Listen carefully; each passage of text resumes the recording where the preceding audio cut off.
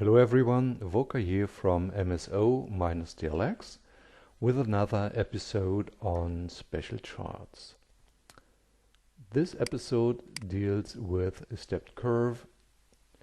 You pretty much know it already from the introductory episode. I'm starting off with the original configurations and I'm inserting a new worksheet with a practice data.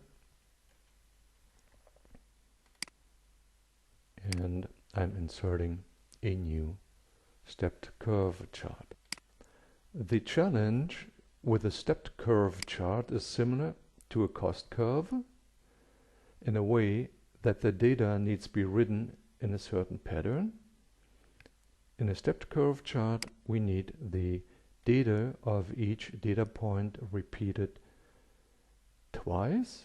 So we're starting off at 0 and we have one data point, we have another data point and another data point. That's what is automated by the stepped curve chart function. If you want to have control over where the data table is written, remember, you can configure it in the options and say you don't want to be bothered by the undo offer. So I turn off the undo offer and I turn on the select target range.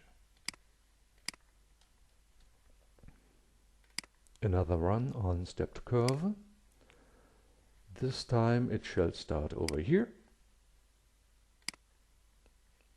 So I had control over where the new data table is written and I was not offered to undo. That's pretty much it for the stepped curve chart. I hope you like creating stepped curve charts this fast if you have these special charts add-ins. So long, Voka from MSO-dlx.